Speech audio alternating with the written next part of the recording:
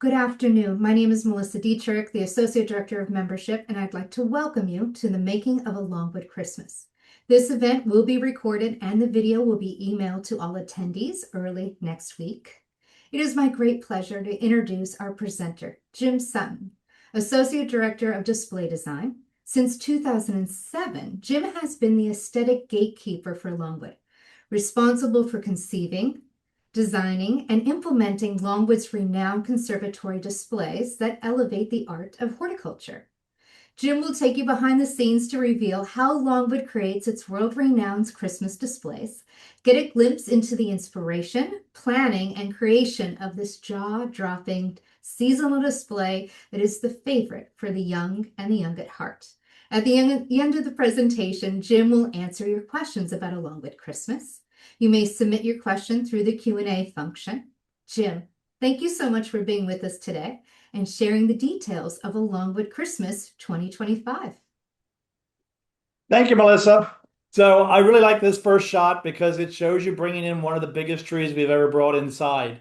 So this is the center walk of the main conservatory. You can see all the mums are gone. They disappeared the night before.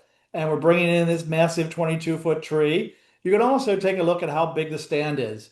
So this just kind of shows you that the scale we work on, things have to be custom made. So that stand was made by our metal shop. That tree will be hoisted up in the air and cabled to the roof. Anything above 18 feet, we cable.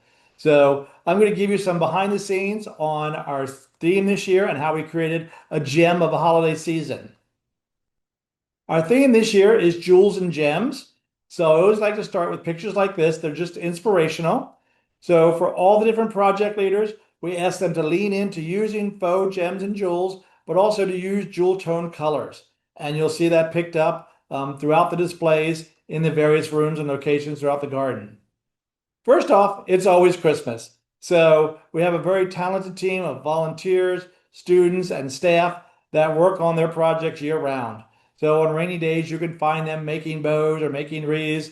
And then at the last minute, everybody helps out to make A Longwood Christmas come to life. Starts off in the visitor center. We know guests love to get their picture taken with something that says Longwood.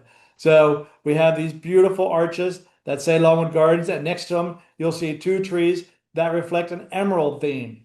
So emerald on the trees and gold for the backdrops sets the tone as you enter the visitor center. Inside the visitor center, we did 3 different moments of wreaths, each shaped in iconic jewel shapes and done with beautiful ribbons. So we're very fortunate this year to be able to find things on the market that really had a lot of jewels and bling to them. As you go in the conservatories, you're greeted by these 3 arches. So big arches that go over every doorway, lots of lights, lots of gold and red on them. So you'll see that color palette starts at the East Plaza and then carries all the way through the East Conservatory.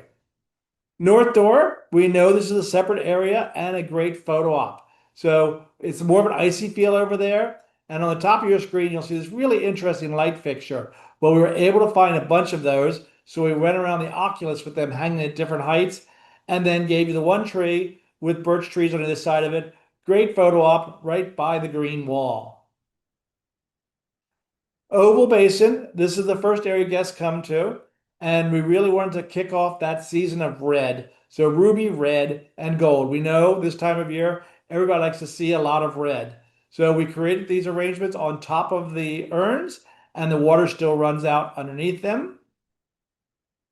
You'll also see on either side, we flank them with very heavily decorated trees with tulle and ribbon and lots of ornaments.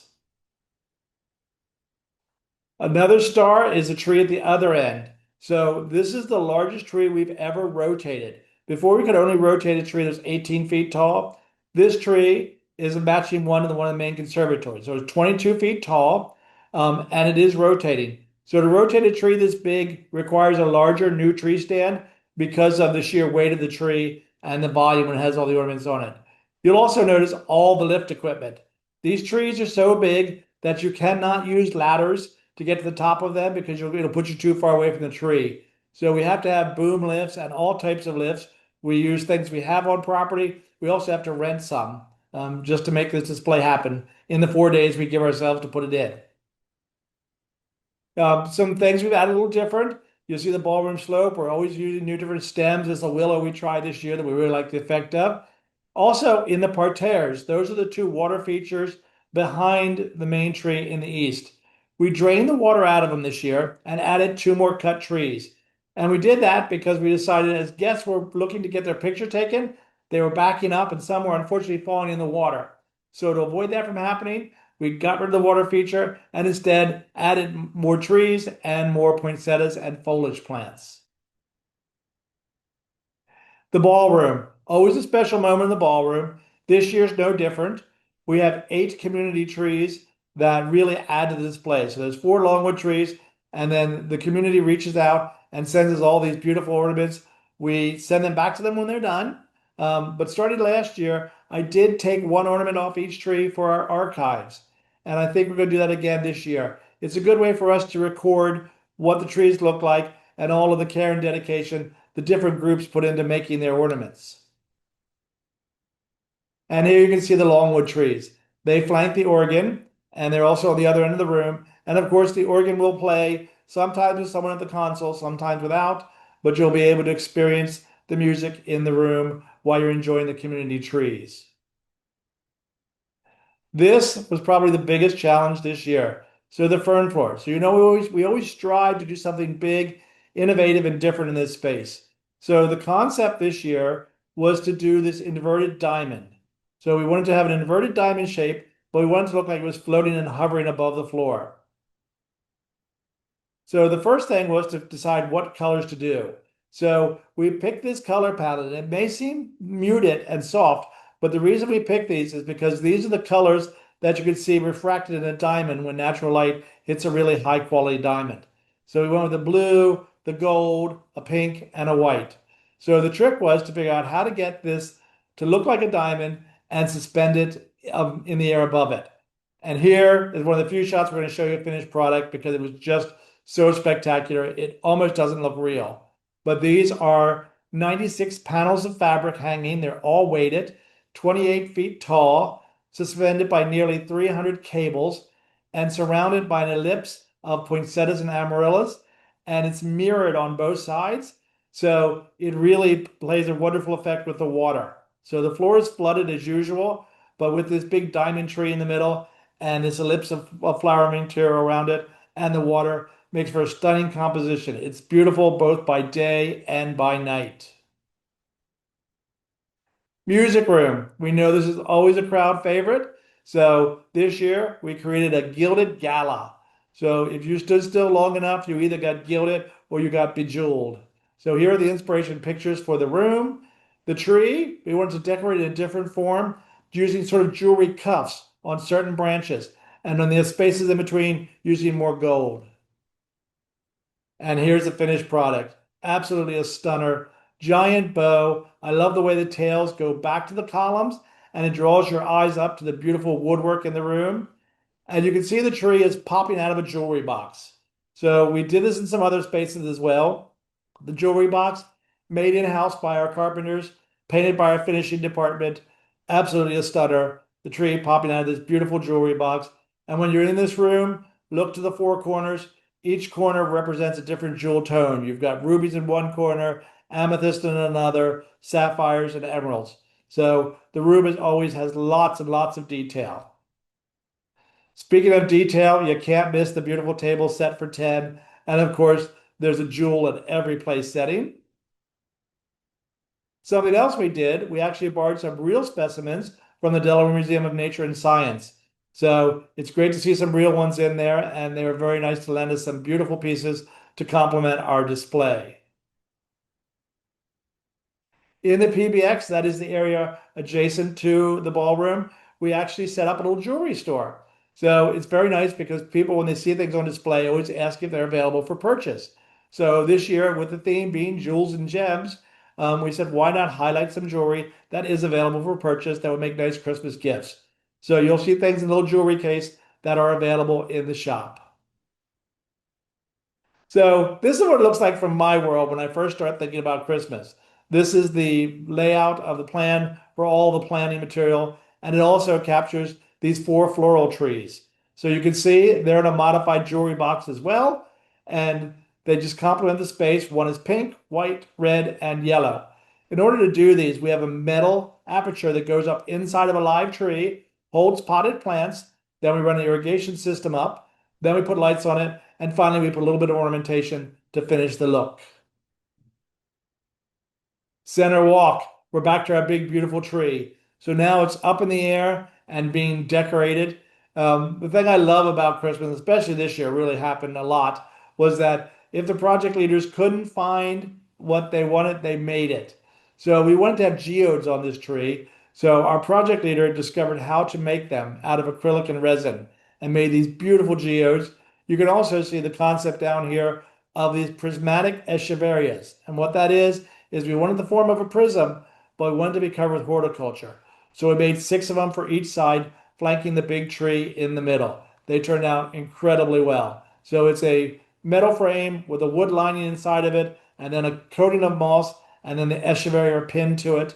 And luckily, they will not need water throughout the season. They'll be fine with the moisture that's in the moss.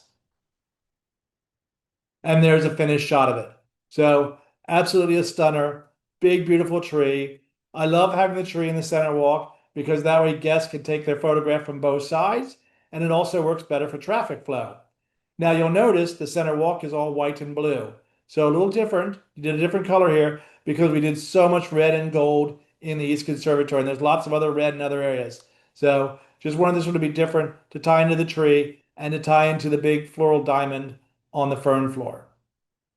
Acacia Passage, a moment of red and gold again, with this beautiful fabric draping down the acacia passage and a chandelier made in-house in the center of that space. Silver Garden, this house you really have to work with the colors in the room. So we did a living tree, and for us a living tree means that the tree is entirely composed of potted material. So a very heavy steel frame with a cinder base to it, cinder block base to it that holds it up in place, and all of the ecmia, and you can see a beautiful garland round through it with all the blue, silver, and green. Orchid House, great place to showcase this beautiful collection of orchids. We did 3 massive orchid chandeliers in there, and we surrounded it with 4 additional metal chandeliers that all have real glass crystals on them. So when you're in the orchid room, look up and you won't be disappointed. It's very bright and shiny, but it's all about the orchids in this room. Cascade Garden, only the second year of having our Cascade Garden back. So this year we hung up lights and we hung up pink and green stones to complement the stonework in the house with little crystals between them. And there's a really slight twinkle to them. So a very nice effect in this room when you go inside of it. The Waterlily Court, the court is closed off for the season, but the pools are still full of water. So we just want to have a little nod to Christmas out there. So this is actually the shape that we used in the Rose Arbor. So sometimes when we have a form that works, we will try it in different locations. So here it doesn't cast the pattern, but it does add a nice effect to the courtyard. West Conservatory, our second year of Longwood Reimagined. So you can see all these beautiful orchid baskets. Last year, it was intentional to have a very quiet color palette in there. This year, we're adding a lot more color. So 30 orchid baskets, all beautifully done, but a bigger punch of color on both ends. The trees playing into a lilac, a purple, a gold, and a champagne color. So you can see the challenge here of having trees in the water. Everybody has to suit up to decorate these trees that we float in the water. We also added the columns back, and we circled them with gold balls and pink kalanchoe. This is the first time too we're actually using the lighting in the house. So the lighting in this house is really very advanced lighting, and it has the ability to change colors and change the color of the plant material. So as you walk through the space, you'll notice that we're really capitalizing on using the different shading of light we can use to complement the house. So a whole new experience in our brand new West Conservatory. Bonsai Courtyard, not to be left out. We did a spectacular tree there, designed, built, and casted by our bonsai artist. The holiday tree. So presented by M&T Bank and Wilmington Trust. This is always a big tree outside. It's the largest of all our cut trees. So really picks up the colors on it. And when you get up to it, you'll see that they also have some handmade bedazzled ornaments on that as well. Another one that everybody always wants to see is the wildlife tree. So this project leader had their concept way before everybody else did. We work a year ahead of time, and within a few weeks of having heard the design, having heard the theme, she came to me and said, "I have an idea." She said, "It's the wildlife tree, so it really wouldn't work to have jewels and gems on it, but I would like to highlight pearls and oysters." I'm like, "Well, those are jewels and gems. That works perfectly." So she found all these beautiful oyster shells. We gilded them because everything looks better with gold paint on it. And then we polished the inside of them and then really focused on them. So it has this underwater sort of nautical theme at nighttime, but during the day, there's still lots of opportunities for wildlife to get food and suet. But the string of pearls and oysters really worked for the theme in this tree.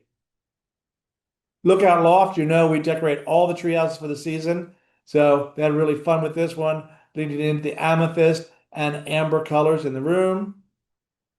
Birdhouse treehouse, leaning more towards the sapphires. So you can see each house, we lean into a different color. They were able to find lots of ornaments, material, and ribbons to work with. Canopy Cathedral, different approach in here, actually covered a tree form with fabric because you can find fabric in the right colors and use it to accentuate the space. So all the tree houses for the young and the old open and look really beautiful for the season. So here you can see some of the tree houses. The interesting thing there on the alliums on the far left, they actually soak them in glycerin. So if you've ever grown alliums, they're great to decorate with, but they have a tendency to be a little bit brittle. So by soaking them in glycerin, it made them pliable and flexible so that they should last the entire time. Oh, OCLC. So for those of you that don't know Longwood that well, we love acronyms. This stands for Outdoor Christmas Lighting Committee. And we know that our guests want to see a lot of holiday lights.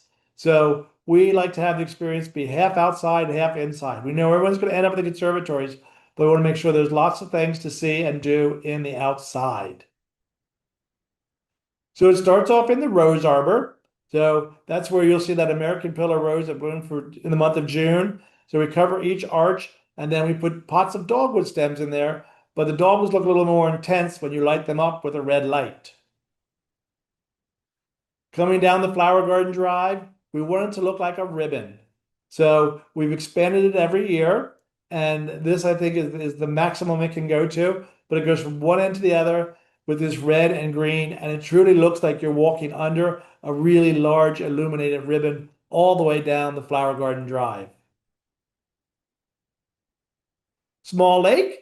So you'll see sometimes we try something one spot and then we move it somewhere else. So these were the stars we had on the large lake last year. And why we liked them, and we thought they were very successful floating out there on the lake, we thought they'd be better on the small lake where guests could see them up close. So we moved their location. It's a metal form that our metal shop made for us. And then we covered it with saran wrap and then covered it with lights. Large lake really wanted some big gems out there. So because it's a large lake, they had to be really large in scale. So the metal shop tells me that they can't make anything bigger because they need a new shop. So the same principle, making it out of metal, covering it with a plastic wrap, colored this time, and then lighting the inside of it to achieve the effect of this big gem floating on the lake. I really like things floating on the lake because you get the double reflection in the water as well. So very effective. And now with low voltage, we can safely run electricity out to these to illuminate them, even though they're floating in water. Italian water garden. This is a programmable tree in this space. So all the pools are outlined with light, but the focus is the tree in the middle that has music and a light program with it. Now, we heard the feedback loud and clear from last year, and we brought the meadow experience back. So you'll see all those little hash marks on the right-hand side. Those are all our stars that guide you around to the meadow path. And we added more than ever to the meadow garden path this year for a wonderful experience from one end to the other, starting at the Italian water garden and ending out at the house. So first one we brought back was the roots tree. This is where you do a tree. We light the entire tree. Our arborists do this. They do an amazing job of lighting trees, and they start in August. They're usually done by the time we start installation, and then we just go around and check things. But this one we also try to imagine what the roots would look like under the tree as well. So the most interesting thing is if we have snow, because we are 100% LED, the LEDs don't give off any heat, so they will not melt the snow. So you'll get this nice casting of snow and the lights will glow from underneath it. So if we have snow, you'll be able to see that effect. You can also see the stars to light your way out there. The tunnel is back. We added one tunnel this year. It's a 200-foot tunnel, and it's pretty much in the middle of the meadow experience. This is a brand new light feature for us. We're calling them light shards just because they kind of stick up like a shard would from the ground, and they're also programmed. So this is another experience with music and lights coordinate together, and the lights change and phase and give you quite a nice show as you're walking around the boardwalk up and behind the Pierce DuPont house. Our truck is back. We love this truck. So for those of you that saw it during the retro year, that was the first year of the truck. We've since used it every year. So this year we just planned on it. It again looks like the truck is bringing Christmas to the Pierce DuPont house. So it has now become one of our fleet vehicles and a regular at Christmas time. We know it makes a great photo op and a nice Christmas card opportunity. This was new this year in the Pierce DuPont house. We had the opportunity to have some of our CE assistants do the tree.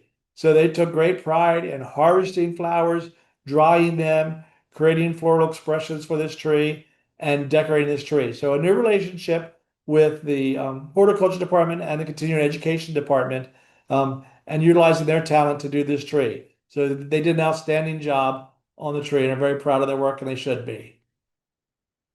The cow lot, that's that square when you first walk out of the visitor center. So we always want to have a lot of lights out there and good experience. So last year we had the snowflakes. We like the snowflakes, but we decided this year we're going to add snowballs to them. So that'll all draw your eye down to the big holiday tree. And again, we need to have one more gem. So this one's really good because it can show you how beautiful the craftsman makes something even before it's on display. So I'm not sure what we're going to do with these big jewels and gems afterwards. I do hope they have another life because we put a lot of effort into them. But you can see how big scale it is and how well it works.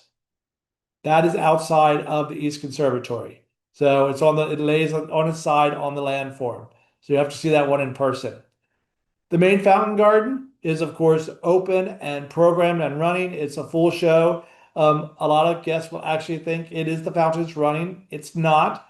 We have to take those fountains down for the winter and we have to winterize them. But we put all these forms in there to make it look like you're getting a fountain show. And this is your third experience outside that is coordinated with music and lights. Something new this year was on the lawn outside the West Conservatory. We knew there were lots of opportunities to do different things in the spaces. So on the upper left, you can kind of see what it looked like in plan view. We added more cones to the water. We uplit the London plane trees, but we want to have this big experience on the lawn.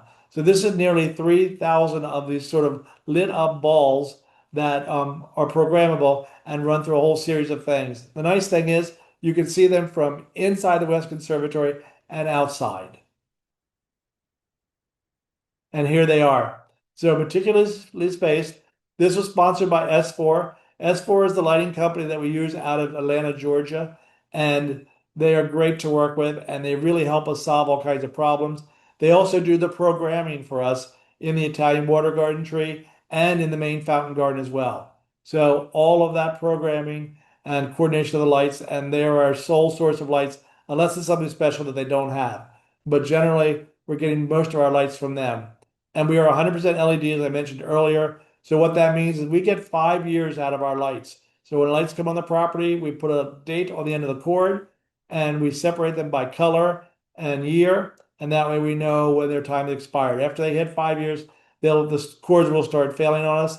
But it's not like the old incandescent ones. We only got one season and then we couldn't use them again. With the LEDs, the technology, We get a lot more life out of our lights. And of course, the Garden Railway is back. We know people love to see trains. So this goes up in the fall, and then we transition it to a Christmas display. So the trains are running at full speed around our tracks in the Garden Railway, right outside of the Terrace Restaurant. Open Air Theater is, of course, open and running. These shows are weather permitting. And what that means is that if it hits freezing, we can't run them. But we can run them as long as it's above freezing. And that's because underneath there are the dressing rooms and they keep the pipes warm enough. So it is a really nice show. And if you're here, I highly recommend seeing it. It is, of course, is all set to seasonal music and well worth going in to experience that. So people always ask me, how many ornaments do we have? So our collection is a little over 68,000 ornaments at this point, and that's about 600 different styles. So every year we're using about a third. So we're using about 20,000 plus. Now I do add ornaments to the collection every year, and we do take some away that have gotten too old, or if they've broken them and we just don't have enough of them. So when I go to buy an ornament, I like to buy between 70 and 100 ornaments, just because we're always doing big trees, and especially if they're glass, we want to make sure that we have enough that we can keep in the collection for several years. So we do safeguard these ornaments. We have a special building that they all go into, and at the end of the season, they all go back in their banker boxes. They have a picture on the front of them, and we keep an inventory of them as best we can of what we have in the ornaments. Crops takes a lot of crops. You can't have Christmas without poinsettias. So a little over 4,000 poinsettias this year, but in total it's about 25,000 different crops that we need, pots total to do the display. And that's throughout the conservatories. They're changing everything out from Mum Festival to Christmas. And about 53 decorated trees, the tallest one being outside. But a lot of effort goes into all of these trees to make them all special and great photo opportunities. And 200 dedicated and creative staff, students, and volunteers. So A Longwood Christmas does take everybody's hands to do. I have the fortune of being the head elf, but truth be told, I don't get to hang a single ornament. I just go around and help everybody with their projects and guide them and make sure they have everything they need. So make sure they're all happy and that everybody gets through Christmas installation in a safe way. And we create an amazing display for all of you to enjoy. We have a couple of fun classes coming up. There's holiday smartphone photography. So this will be on site, and there'll be a course teaching you how to use your phone's camera to take the best pictures you possibly can. So that should be really interesting. We're also doing poinsettia perfection. So, this is the iconic plant of the season, and a lot of people don't know how to take care of them and grow them. So Longwood does grow some special poinsettias, and we have 3 in particular we keep our own stock on. So they will be telling you how that's done and how we make standards out of our poinsettias and how we take care of this very important plant for the Christmas season. And that's it. I'm going to turn it over to Melissa, and she is going to give you some visiting tips during A Longwood Christmas, and I'll be back to answer any questions. Thank you, Jim. We look forward to welcoming you to the gardens this holiday season and experience A Longwood Christmas on display now through January 11th. Jim, let's advance to the next slide. So member reservations, they are required daily from open to close during A Longwood Christmas, except for garden premium members and innovators. We always say visit early in the season as sellouts are likely, especially on weekends and the week between Christmas and New Year's Day. Could we advance again, Jim? Member reservations can be made online at longwoodgardens.org. You will see our gardens admission availability on our homepage, which provides an at-a-glance admission availability for the entire display season by scrolling to the right. The key to our gardens admission availability calendar is directly underneath the heading. Any links that you see in blue are available and is an active link to make a member reservation or a timed ticket. Anything in red is limited but still an active link, and anything with a strike through is sold out. Member reservations can be made every half hour from 10 a.m. until 9:30 p.m. Please note you may enter up to 30 minutes before or after your scheduled time. However, not before we open at 10 a.m. Next slide, Jim. If you'd like to bring friends and use your complimentary guest tickets this holiday season, please be aware these tickets are not accepted on blackout dates during A Longwood Christmas. Complimentary guest tickets are not valid on blackout dates, which are our peak time during the season, and they are all Fridays, Saturdays, and Sundays from November 21st through December 21st, as well as every day from December 22nd through January 4th. On our homepage shows when complimentary guest tickets are accepted and when they are not accepted. And as a reminder, you do not need to be with your guest for them to use your complimentary guest tickets, and they do not need a time or a reservation time when using complimentary guest tickets. Next slide, Jim. Next is our questions. So we've received quite a few questions. Jim, our first question. Can you share some of Longwood's best practices for placing lights on trees? Sure. The best way to light your tree is to put your extension cord on the bottom of it and run your first strand all the way up the trunk and start at the very top of the tree, because that's the smallest part of the tree. So if you start at the top and work your way down, that way you can keep connecting the strands together. But when you get to the bottom of the tree, if you have extra lights, you can work them in there. And if you get to the top of the tree and you have extra lights, it looks weird because now the top of your tree is heavily lit. But if you're at the bottom of your tree, you can always work that extra strand in. So we always go to the top of the tree and we work our way down. Wonderful. Could you share also your ornament placement model? There must be a secret for placing such a large amount of ornaments on a tree for that really lush desired effect. Yep. Every tree has some holes. We don't like to call them holes. We like to call them opportunities. So in those opportunities, that's where you put your nice big ornaments and your heavier ornaments. So put them inside and don't worry if you don't think they show, because they will. They'll pick up light and they'll pick up different angles. So we always start with the big ones on the inside and then we work our way out to the edges. And then we always like to have what we call tippers. So find really small ornaments or really light ornaments and add them on at the very end of the tippers. And that's also when you want to put your garland on, is towards the end of the whole decorating process. Because if you put it on too soon, you're going to be fighting with it the whole time while you're trying to do the ornaments. So ornaments first, garland if you're using it, then tippers. Big in center, work your way out to smallest at the ends. Great advice. So there was a question in regards of our trees that we decorate. Were they grown on property, and what do we do after Longwood Christmas is concluded?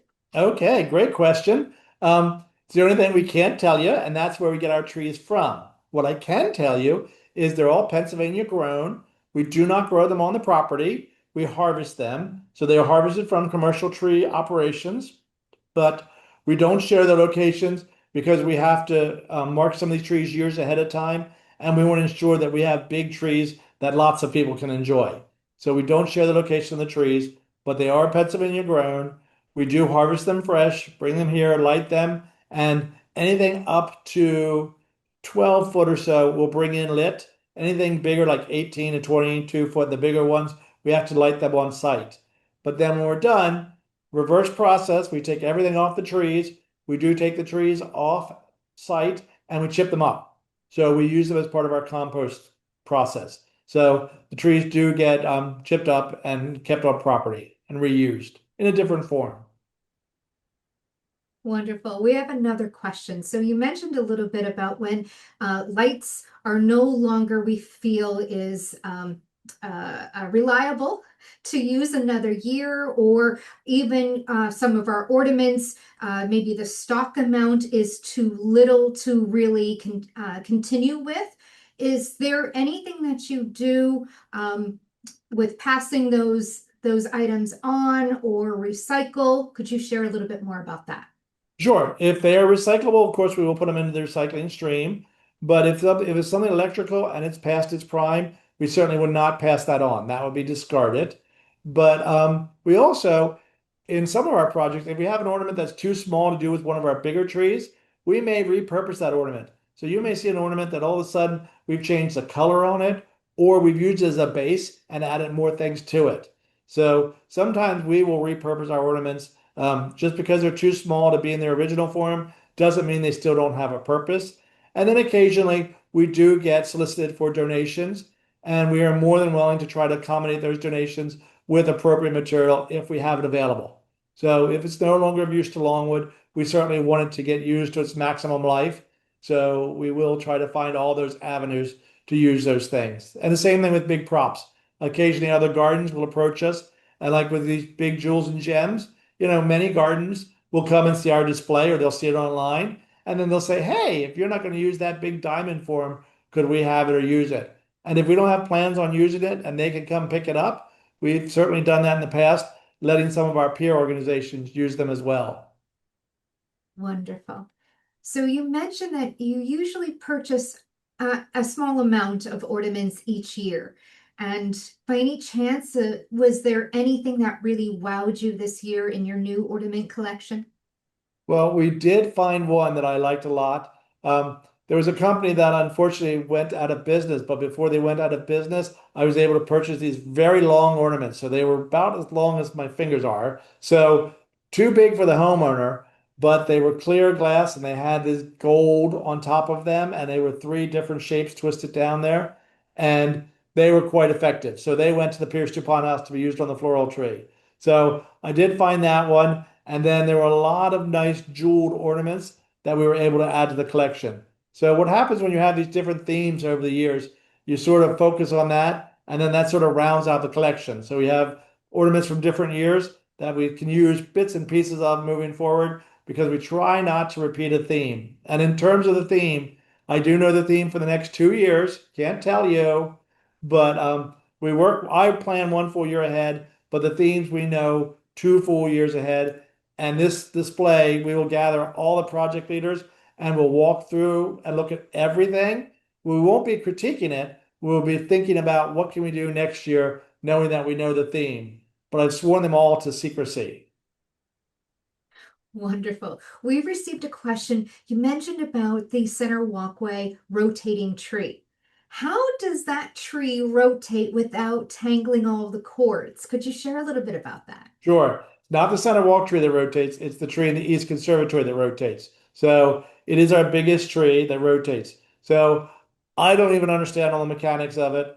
I do know there's something about these ball bearings that can transfer the electricity to it. So the electricity, the way you plug the tree in, is actually above the rotating part. So the motor's down here, and we're plugging in the lights up here. So that's the way that the strands don't get twisted because they move in unison while the other part's moving underneath it. So it seemed very complicated. And luckily, we have lots of people on staff that understand that. So our metal shop and our electricians were able to fabricate our new stand for us this year. And all I had to do was budget for it. So I was happy to pay for it. It was a well worth investment. So we received a few questions about the Chimes Tower area, if that is decorated, as well as fire pits that we've had in the past. Sure. So the decision was made not to do fire pits this year. That's just something that we occasionally have them. Some years we didn't have them. So this year we're not having fire pits. And as far as the Chimes Tower area goes, what we discovered was there were just a lot of guests that never made it down to see that display, unfortunately. So what we did was the team that did such a beautiful job on that tree by the Chimes Tower, we moved them to the holiday tree. So that's why the holiday tree is so incredibly well lit and so fabulously decorated, is because that was an A+ team that we moved from a project that was not getting noticed to one that was. So we evaluate that. We know where people go to and we try to monitor that. And we also, at the end of the day, have to budget for all these things, both for manpower and economic resources. So that's why this year the decision was made not to do anything at Chimes Tower. Now, the Chimes Tower is playing. You will hear the carillon, and I believe there's carillon sing-alongs even during the day. So the space is still open during the day, and you're more than welcome to go out and use it. But at nighttime, it's not illuminated. And that's because we wanted to add so much more to the West Conservatory, and we wanted to bring the whole meadow experience back. Wonderful. We received a question about the variety of poinsettias that we had, and specifically, has Longwood ever developed a new hybrid of poinsettia? We have not ever developed a hybrid of a poinsettia, but the ones we have that are most iconic, if you look at the center walk, the big white ones, that's Santa Claus white. And if you look at our red ones, that's Santa Claus red and Santa Claus pink. So they're all solid colored poinsettias, but they're ones that get a nice big strong trunk to them, and they also have big bracts. So on a poinsettia, the bracts are the showy part. The flowers are actually the true little things in the middle that fall off quite quickly, but it's the bracts that most people notice. So those had such big bracts and were such strong performers that the breeder of them was going to discontinue them. So what we did, we approached them and said, can we keep stock on these plants and use them for our own purposes? And the answer was yes. So what that means is that we can propagate them, we can grow them, and we can display them. We cannot distribute them, we cannot sell them. So they are not our genetic material, but we're allowed to use it. So there's three that we keep stock on. Plus, we also keep stock on the ones to make our poinsettia standards. So those are special cultivars, very old cultivars that we've had for years. So we try not to keep stock on everything, but on certain poinsettia cultivars, we have to keep stock. But we're also looking at the market and seeing what's new. So they're always trying to make a better red. The yellow they're trying to improve. There's a green one they're working on. And then, of course, there's lots of fleckled ones and marbled ones. But if you're out and you see a blue one or you see one with glitter on it, that's been sprayed and treated. And those you will not see here. So we don't use those. The problem with using some that have a lot of coloration in them is they're not what they call stable. So we'll grow on 200 of them, and half of them won't be usable because the bracts will be odd colorations or split with the colors. So you do have to be careful on your poinsettia selection, and that falls on me to pick the right cultivars every year. Wonderful. We received a question about actually membership and making member reservations. So the individual asked if they have a gardens too and making a member reservation. So you would make two member reservations for your gardens too, just as if you had a gardens 5 and you had 5 individuals that were coming to the gardens with you, it would be a member reservation for 5 individuals. So I think that's a great question. So we also received a question about the outdoor trees where you light and wrap up the trunks. How do you string the lights? Could you share a little bit about that? That is the arborist, and they do an amazing job on that. So again, they start at the top and work their way down. They go with high lifts and they actually climb the trees.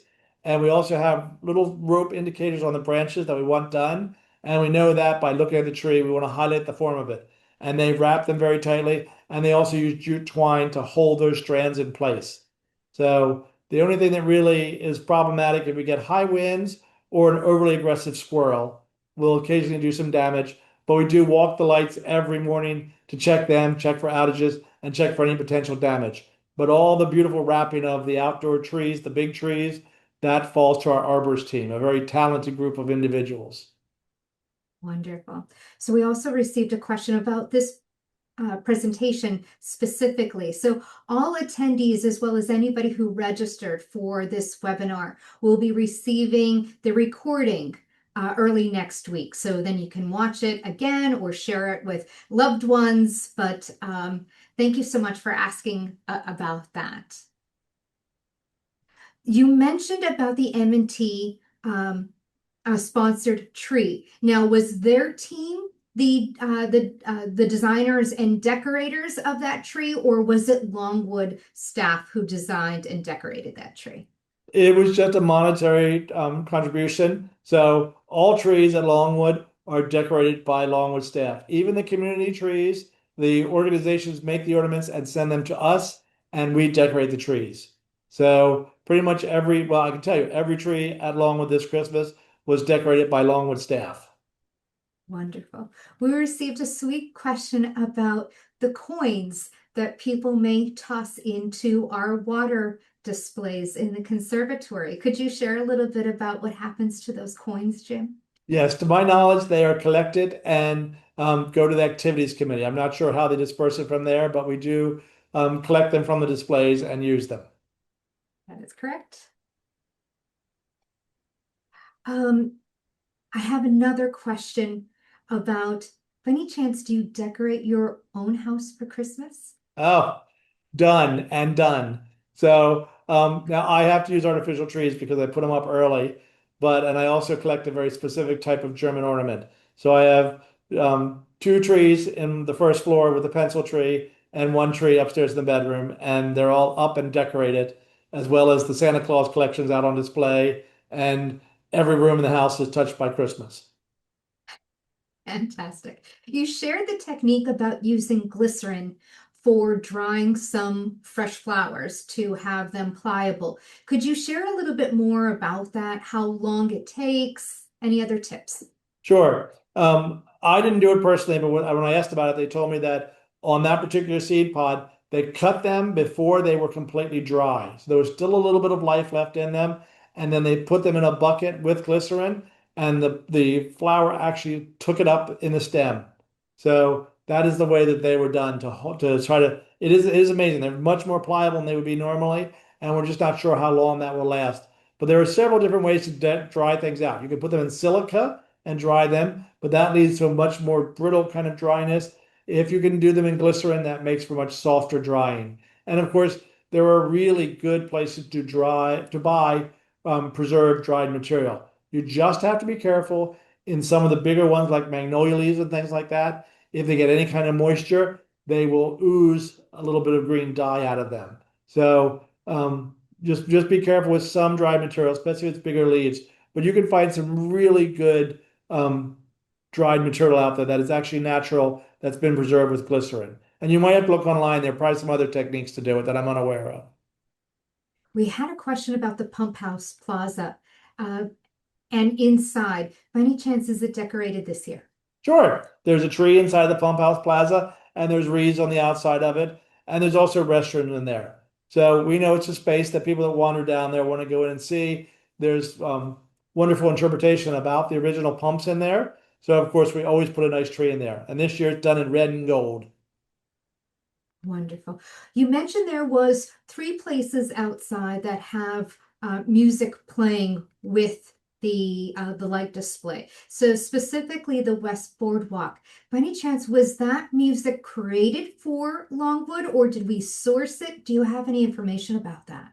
All the music is sourced. There's no original piece of the music this year. So there's ambient music inside. There's the music outside the West with that experience in the main fountain garden and down at the meadow. So yeah, those experiences are all done with music that is in the public domain.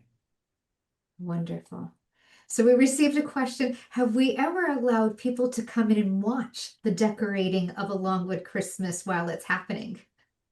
Um, we've not actually encouraged that, although we did have one photography class where a small group that went through our continuing education department was able to come in and take pictures while Christmas install was happening. But they were told exactly where they could be and to be very careful and mindful of the situation. So we try to have as few people in there as possible, just because there's lots of high lifts moving, lots of equipment moving and lots of chance for injury. So we want to make sure that everybody's very safe. So this continuing education class for the first time we've done that. It was very successful, but a very small group. So I imagine we might continue something like that, but very small groups with very exacting instructions for their own safety. Sure. And you mentioned the number of people that are on lifts. How many man lifts do we have that is required to do something like this? We probably have somewhere between 6 and 8 big lifts, but for Christmas, we also usually rent two or three. So we have to have more just because we're all using them at the same time and everybody wants to get their project done. They only have 4 days. So it takes every lift we have and then some rentals. Wonderful. We had a question. When is the best time of day to come and see the display? Do you want to share how you enjoy the Sure. I always display? recommend everyone come on a weekday. Come on a Monday through Thursday. Don't wait till the weekend. The display is exactly the same on a Monday and Tuesday. You'll have a few less people and it won't be so crowded. I like to come late afternoon, do a loop through the conservatories, maybe grab some dinner at the terrace or 1906 if you want to have a formal sit-down meal, and then go look at the outdoor lights. And then on your way out, do one last loop through the conservatories. So, nice way to experience everything. If you see everything, it will take you quite a bit of time. It does. We had a question if we have ever lit the topiary garden. We have. We've done different light displays in the topiary garden. Um, but we stopped lighting the topiary garden when we started doing the programming in the main fountain garden. Because if you're in front of the main conservatory and you look out at the main fountain garden, if the topiaries are lit, it starts to draw your eye over there and detracts from the show in the main fountain garden. So as long as we're going to all the effort of programming the lights at the main fountain garden, we decided not to do the topiaries because it detracts from the main fountain garden program. Fantastic. So you shared a little bit about you have 2 years worth of ideas and themes. Have you ever had more than 2 years already kind of planned out, or is 2 years kind of the limit? The most I ever had was 3 years, and that was just the theme going out 3 years. So, and as far as the actual planning goes, you just have to focus 1 year at a time. It's okay to know the theme out a couple years, but there's so much involved in the planning that if you try to do more than 1 year in advance, people get confused about what year you're talking about. So it's easier to just say this year, and even if they know the theme for the following year, that's fine because they could think about it while they're working on this year. But we have tried planning multiple years simultaneously, and a lot of times people scratch their head and say, now, what year are we on? So it was easier just to do 1 year at a time, even if you may know the theme for years beyond that. You show that fantastic image of the fabric tree for one of the tree houses. Could you share a little bit how that was created? Sure, it was a cone form that they put the fabric on and then they just pinned it to it. So you could do it as big or as small as you wanted to. So that was an image they saw and then they sort of copied and created it. So, and here's a little thing. There are not that many new ideas out there in the world, because of all the images we have with social media and the internet and Pinterest, you know, um, a lot of times if you have an idea, you've probably got inspired from somewhere else and they got inspired by somewhere else. So they saw this tree form and they're like, oh, you know what? We could do it with fabric. And they did. So I went and saw them as they were doing it. Now, when I saw it, the fabric was already wrapped around the tree.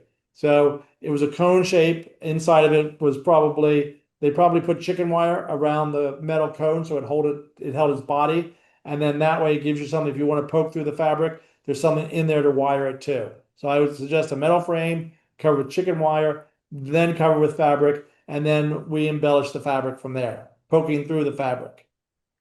Fantastic. Could you share a little bit? So you mentioned about the theme, but then there is project leaders. Could you share how their individual ideas bubble up and to ensure that the overall concept stays intact? Sure. So I'm the head elf. So it's my job. We have everybody divided into teams. Every team has a mentor, and that mentor has a group of people that report to them. So the mentors meet routinely with their team, and then I meet with the mentors, and then I also meet with the mentor and their entire team. So that way, by the time they have their ideas, they've already filtered through one level and they've already gotten some guidance and some instruction. So by the time I'm hearing their ideas, they're pretty solid. So I give them some direction. I make sure that I'm liking the way they're heading. I make sure there's some sort of cohesiveness between everything, especially in spaces that touch each other. But I do hear about everybody's project. So there's a lot of them and only one of me. So we had to have a system in place that they had somebody else they could go to if they couldn't get a hold of me right away. Wonderful. So you mentioned a little bit about aggressive squirrels and how we'd love to keep them away from munching on the lights. Is there any best practices that you could share? Not that I'm aware of. So if anybody knows anything, I mean, they don't do a ton of damage, but occasionally they will chew a little cord or they'll chew a string and a cord will fall down. So they're the main thing as far as wildlife goes that damages the trees. But it's also because our trees are so large and we're going all the way up in the canopy of these trees. For the homeowner, generally they're not that much of a problem. Not that I've experienced or heard of. And they're not that big of a problem, but they are about the only thing other than wind that damages our lights. And Wonderful. rabbits have done it too. Rabbits have chewed cords too. I'm not sure why, but in the tunnel especially, if there's lights that are low to the ground, for some reason rabbits like to chew on them. So that's a mystery to me. I'm not sure why they do it, but little damage happens.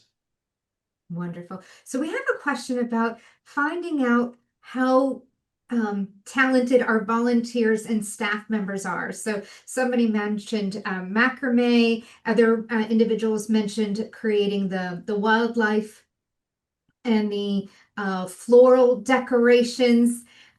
Could you share a little bit about like our volunteers that have been working on A Longwood Christmas throughout the years and knowing who can do what a little bit? Sure, if you have a talent, I want to know about it. So I'll give you one example. There's one volunteer who always makes the clothes for our dragons at the Canopy Cathedral. And she started off making scarves. She made these beautiful scarves. And I'm like, who's making these scarves? And they told me about her, and I'm like, oh. And so then I'm like, ooh, would she consider making capes for the dragons? So you'll notice this year the dragons have very beautiful capes that have all kinds of jewels embellished on them. So just an example of something that she takes great pride in doing. She has a very talented skill set for doing them, and we let her run with them. So if you have a talent like that, a skill you're willing to share, we're willing to give you a spot to use it. Fantastic. Thank you, Jim, for sharing all of these incredible details with our members. Again, this recorded presentation will be emailed to all of our attendees early next week. I would also like to thank you, our members, whose support not only preserves our rich legacy, but also helps Longwood Gardens to continue to inspire many generations to come. So thank you from all of us at Longwood. Have a great day.